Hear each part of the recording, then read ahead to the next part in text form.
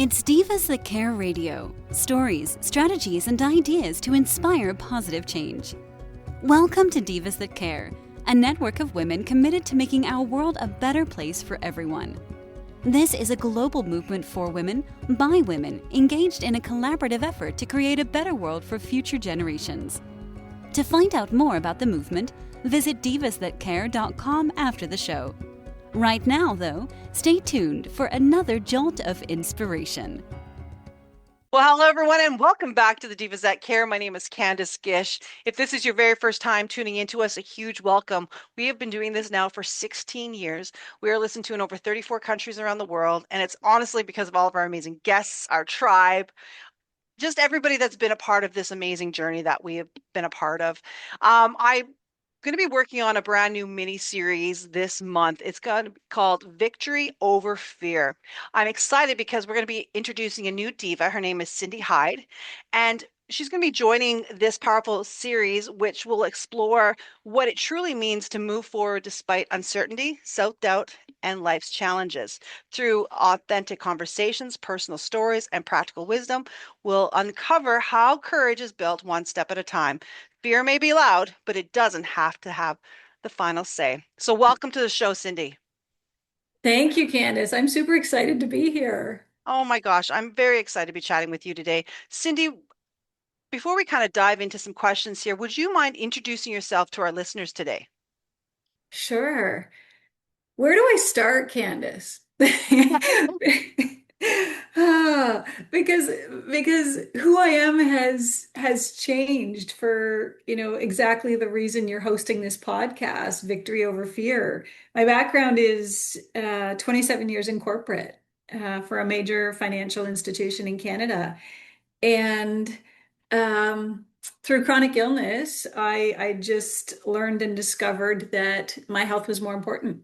And so I made a huge career change and went into the wellness space, became a somatic coach slash practitioner, and launched my own business. That's the business side. And then on the personal side, I am a mom of two incredible young men, Bo and Luke. And nope, there's no Daisy and no Dukes of Hazards. But they are certainly a big part of my world, and a lot of the decisions I make right now in my life. So there's a little bit about my professional side and my personal side. I love that. And I love that you mentioned your sons too. I started the podcast because I'm a mother of four daughters, and I always Mm. thought it was really important to have amazing women like yourself speak to them in order. So that's why I have these recordings so that they can dive back into that over the years and, listen to people that are going to inspire them like yourself. Ah, thank you for that. Because, they were outside of the illness, they were a big part of why I made the change. They started noticing, I was missing meals. I was working 15, 16, 17-hour days, wasn't present in conversations, Hmm. and their honesty, which is certainly a core value within the three of us. It was their noticing that was kind of the wake up call, that I wasn't setting a very good example of what living really was. I love that. I really respect how you said that. Tell me this, because I'm finding a lot of women that are coming on the program right now are going through these amazing transformations, these Mm, amazing journeys of healing. I think that when we first started and we finished college and university, we were expected to dive into a workforce. But I think as mm, women, we were trying to balance everything and it wasn't working, and it really started to affect our health.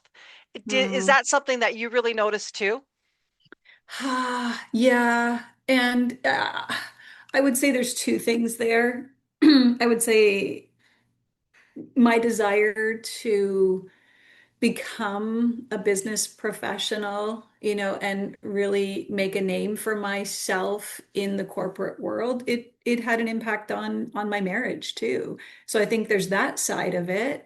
And then the other piece that you just mentioned was definitely doing more and being more does have a consequence, right? Whether it's relationships, whether it's health, whether it's presence, all of it contributes to our overall well-being. And that shift, the same as you, I'm seeing that shift in women where it's like when we are trying to do it all, be a good career person, be a good partner, be a good friend, mother, community partner, it's becoming increasingly difficult to do all of it Yes. and do all of it well. I'm hearing you with open ears Mm. because I feel that so much within my heart and my soul that I was the person that had to do it all and I forgot about myself. Yeah.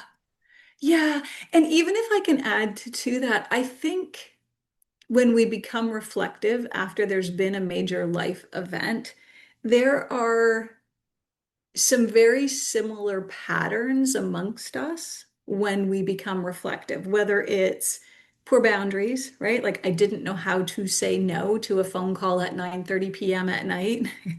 I didn't know how to have a slow morning routine. And that starts right out of the gate once you have children. Like there is such a thing as a slow morning routine. And we just carry that throughout our life to, not carving out, I call it white space, enough white space to be in nature, to knit, to do whatever those creative activities are. We just stay in the doing. And in staying in the doing, like we lose perspective on all of those things that contribute to overall well-being. Do you think women need permission to look after themselves? Oh, wow, that's a good question. That's a good question. I think permission is an interesting word. Um, it's that and or enough self-compassion and grace to know it's necessary. Yes. Yeah. I think Yeah, we to forget, know it's don't we? necessary. We do, and unintentionally. I think it's these micro shifts that happened over time that continue to be layered that give us the end result where we all then get to this place where like, wait, what are we doing? What am Yes. I doing? I need to change something. But then comes the guilt, right? I want to change something, but like how? How? Yes. How? And we live in a society now that doesn't want to age. But to be honest, Mm, the best thing that ever happened to me was aging and feeling mm, that I'm now relaxed and I'm becoming more comfortable within my own skin and allowing mhm. myself, for me, it's giving myself permission just to be me and to find what is important to me. Yeah. So I love hearing you say that, and I'm curious just because of the line of work that I do. Most of the individuals that I work with, there was some life event that helped the trajectory of that knowing that you just defined or described. So I'm curious for you, was it like that just evolved over time for yourself, or was there, and you don't have to name it, but like, was there something that supported or helped you to get to that place? You know what? I'll be honest, I'll say no to that. I think it's the Mm, years of being self-employed, the years of being, you know, a homeschool mom, years mm, of just being that person that did these podcasts and wrote books and doing that and listening to others and internalizing it and realizing, you know what? It's okay. It's okay to let go. It's okay to have those days that nothing's going right and it's okay to be sad. It's okay to be excited. It's really giving myself permission. And it's because of all of you amazing women that have been on this podcast that I was like, okay, I get it now. Because I always mm, thought that I needed to be number one in the fact that I had to do everything all the time and be there mm, for every one of my children, be there for my husband, be there for just life. mm. That's why you are a diva then. It's why you are a diva. Well, I find it interesting because I would say my journey was the opposite. I was so busy performing, right? Performing, achieving. I was getting the awards. I was getting the trips through work. I was getting the recognition externally. And when I ended up, I don't know if I told you this, but I ended up with a cornea eye ulcer in my left eye where I lost my vision. And I was down and out being seen by like five different specialists, and we couldn't figure out why I had developed this cornea eye ulcer on my left eye. And it was during that time where I was forced to pause, and people in my community and my world that I would say had taken a back seat because I was always on and always working. When they started coming around again, I look at that eye ulcer as a blessing, and that was the first one because I recognized how far away from my values I had become through chronic performing and chronic doing. And so that was the first eye ulcer. And then 8 months later, I went back to work and I got the second one. And I was like, okay, God, universe, spirit, whatever you want to name it, I do hear you. I do hear you. I was not seeing life clearly, and that is a very interesting parallel, but I believe it to be true. Mhm. For me, it took something happening for me to recognize the disconnect with my inner world. It sounds like you had a very connected inner world. I don't believe I did until that life event, which is why I was Yeah. curious, right? Like, and I think for everyone it's a little bit different. Some it's just that self-realization, and others there is a major life event that like forces you Yes. to literally see it differently. And Uh, no pun intended there. no, but and that's exactly what I hear all the time too, is exactly what you're saying is that something has either triggered it or Mhm. and it's just it's amazing. I absolutely find it so fascinating how a person's journey and where it will lead them. And Yeah. now you're really helping others through this. Yeah. Yeah. Well, and part of that came out of, my own journey. And when I recognized how disconnected I had become from my body, I was unable to name a sensation. And I know that might sound like really far out there, but it's true. Like I remember being asked, like, what do you notice in your body? And I was like, what do you mean? What do I notice in my body? And they're like, well, when you say that, like, do you have pressure on your chest? Do you have tingling sensations? And I'm like, I feel nothing. And they're like, what do you mean you feel nothing? And I can laugh at it now, but in the moment, I was like, this is like a foreign concept to me. That you Mm. can name things in your body just from words you speak or this felt sense that you talk about. And through my own experience of learning how to reconnect to the body, I now only make decisions from what the body signals. And that is a big part of the work that I'm doing with individuals is whether it's been trauma, grief, loss, burnout, helping them to reconnect to their body so that they can have choice in the things that they're doing in their own life, and then also how they're showing up, right? I love that. And people are Mhm. grounded. I like when I'm reading your website too, it's like your body oriented coaching. You're helping Yeah, people feel grounded. And it's, I think, is that different for every person? it is. There are some, like if I were to say to you, or if you were to ask me, what's the difference between a somatic practitioner or a somatic practitioner that does coaching and traditional coaching? There are a couple main differences. Like we definitely focus on the body wisdom versus a cognitive or a logical mind. And then the other big difference is we respect a client's nervous system and their readiness for change. And how we do that is we work towards creating a strong foundation of safety in the container between the client and myself. And once we see that safety start to stabilize, we would then introduce new behaviors and beliefs where traditional coaching, how would I word this? I would say it offers more of a linear structured process where out of the gate you assume readiness for that individual to act.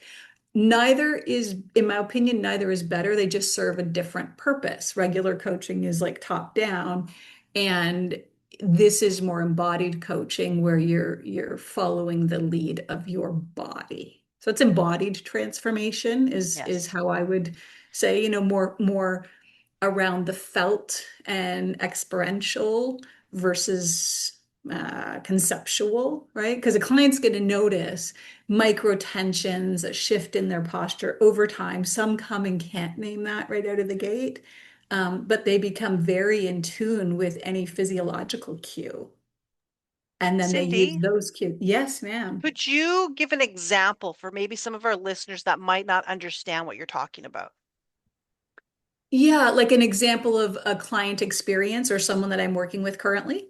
Yeah, experience like how if a person is going to be meeting with you on a one-on-one coaching session, Mhm. what is it that they're going to experience within that? If they're brand new to this whole experience, like maybe explain to us a little bit about that process. Yeah, so there's a couple things. The first is we start out, we do not go into depth of in the early stages, depth of reason as to why they're coming to me. So I'll give you a couple examples, and I have permission to talk about these as I do talks. But here's an example. A woman came to me after being in a car accident 25 years ago.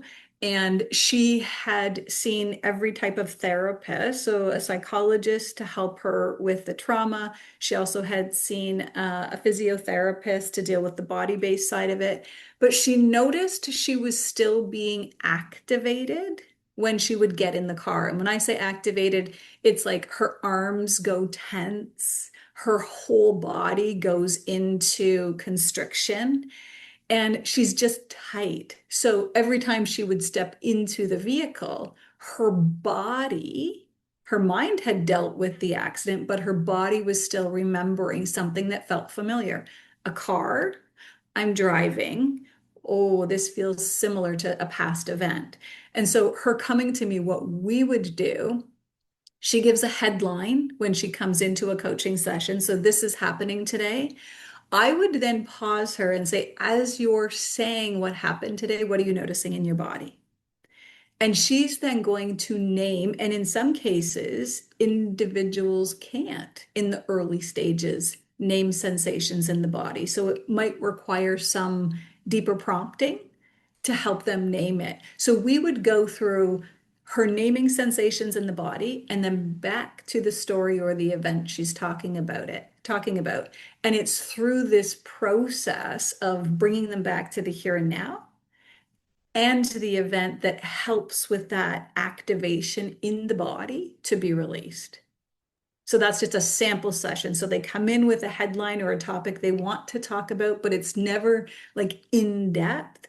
We move between being here and now and naming sensations in your body to going back to the story or the highline that you shared when you first came into the coaching. I love that. That is so brilliant. I can Yeah. see how that could really work with people. I really think that that could help a lot of individuals out there. Oh, some of the shifts, like I get so excited because over some the progress depending on what they've done in their past. But when you start hearing them come in and report things like, I noticed I was less irritable, something I normally would have reacted to. I didn't today. Like that's a huge win because what that means and what we do through this work is we're creating more capacity in their nervous system to when new stressors come in, they can manage them differently. We're always all going to have stress, but it's our ability to manage it based on the state or the capacity we have within our system. That makes sense. Yeah.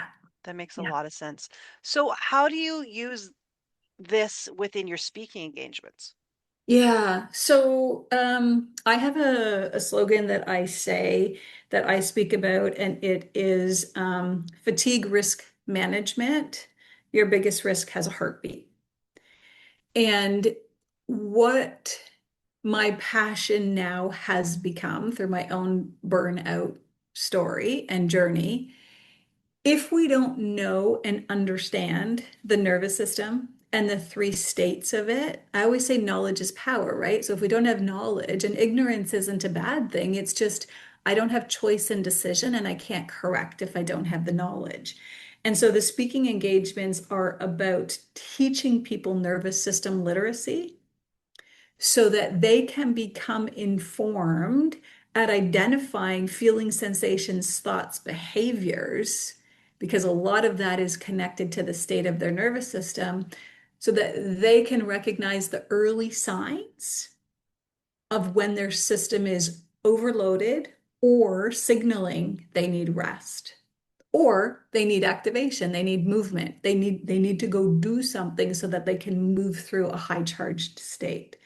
So I teach them about the autonomic nervous system and then how identify and befriend their own and become very aware and familiar with the signals when they're entering, say, a yellow zone or a red zone, which is like, hey, I'm signaling to you there's too much going on. And then you can make the choice through that awareness. I love this. This is so much fun. I love hearing about that. And then I'm going to ask you some questions here because I know we're kind of running out of time and there's just so Okay. much you and I could be chatting about. But you do these spa facials, and I Yeah. love relaxation now. And that's one of the things that I've really taught myself is that in the last couple of years to take more time for myself. And this is kind Mm. of one thing I try to do for myself every once in a while. So tell me a little bit about this, what you do, because I think we're going to have to share your information where people can, get this from you. But tell me a little bit about what you're offering. Sure. So I do a holistic facial that is pretty much chest up, and I activate or touch a lot of the points within the neck, chest, and face that are connected to the vagus nerve.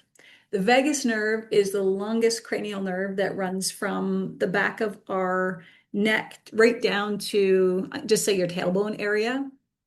And it is actually the vagus nerve that is connected to the nervous system, and its job, it goes out and makes sure that your body isn't in a chronic state of stress, because when it is and it's compressed, it can't do its job. And a lot of times that's when external, health challenges or symptoms start to surface. So I focus on relaxation of those key points that are closely connected to the vagus nerve, leaving people like, I think some of the words they've used, and I'm smiling as I say this, is like they leave feeling like a big piece of jello or a marshmallow. They are completely at peace, they're relaxed, they're settled, they're back into flow. And that's really the whole idea of the holistic facials, is to activate that vagus nerve and to give it some rest. Awesome. I think everybody Mm. should get this done. What Yes, a relaxing. Yeah, I love it. And you are in Ontario, Canada. yes, So, yes. what part of Ontario are you from? Where can our listeners go and perhaps get a treatment from you? Sure. So I am in Stratford, Ontario. And in terms of my socials, at Soul State Wellness is my Instagram, and then soulstatewellness.com is the company business website. Oh, that's perfect. And last thing, really want to just quickly break. You are going to be doing some retreats here. Tell us Yes. a little bit about that and how can our listeners, stay connected with you so that they know when that's going to be happening. Ah, so exciting that I'm so excited you asked this question, because Port Paradise is where it's Simcoe area is where our first retreat is going to be.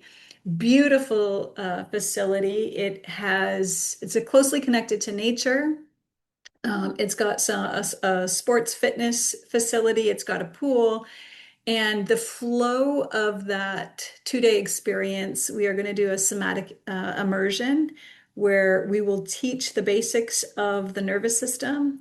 We do a rock release, which is we let go of limiting beliefs that are connected to our health. We're looking to do a floating sound bath experience in the pool in the evening, and then some campfires because there's another practitioner that is world renowned for her vocals. So some music at campfires as well to activate the vagus nerve. That's happening in August, and you'll see it being announced on the socials in the next few weeks. Oh, thank you so much. I really love that. Um, Cindy, one of the things that I ask all of our amazing divas that come on to the Divas That Care is that, is there any tips, is there any tools, things you'd love to share with our listeners, something that they can take home with them today? Yeah, there's a couple things I would share. Um, I want everyone to pause and take time to come home to themselves. And what that means is when you're looking to make a decision based on a full body yes instead of a pro or con list. And that's really important because if you're doing that, it means you're following and trusting your deepest desires. And it also signals that you're trusting the wisdom of your body, which it never is wrong, right? Our mind can convince us of other things. So trust the wisdom of the body. That's number one. And then the second thing is if you're on the precipice of change and you're not sure what you should be doing, let me be the example that you can always start over regardless of age. I'm 52 and made a major career change at 50. And I encourage anyone that if you're not sure if you can do it, know you can. Know you can. Just trust in yourself. Oh, thank you so much, Cindy, for being my amazing guest today. Thank you for having me. Really enjoyed this. This has been wonderful. I am so glad that you have come on to the Victory Over Fear miniseries because I think that what you're talking about today really is what we're talking about. This is what we want that conversation to be about. And I really love that, our listeners can connect with you. I did want to just ask you that one-on-one, can people from all over the world connect with you through that? Yes, as long as I can. Perfect. So what we do is we make sure that the camera I can see for body tracking, as long as I can see waist up. And I do have a couple clients right now from the US, so it is possible with results through Zoom, as long as I can see the body. Oh, that's wonderful. Well, I love that. So thank you so much for being my amazing guest, Cindy. And we will be posting all of your social media so that our listeners can get a hold of you today. Great. Thanks, Candace. Oh, thank you. And I want to do a big shout out to all of our amazing listeners. Make sure that you send this podcast to your friends and family. It's really important to like and comment also. We love supporting our amazing guests on the Divas That Care. And we don't know who these podcasts are going to support and help. So make sure you send them out because of that reason, because you never know, just that small act of kindness can help so many people. Again, I want Mhm. to make sure that all of you do something kind for somebody today. That's really important in the world of uncertainty. We always want to leave our footprint by helping another person. So again, thank you to my amazing guest, Cindy Hyde, and thank you to all of our listeners for the last 16 years. And we just appreciate each and every one of you. Until next time, everyone, have a fantastic day. Thanks for listening. This show was brought to you by Divas That Care. Connect with us on Facebook, on Instagram, and of course on divasthatcare.com, where you can subscribe to our newsletter so you don't miss a thing.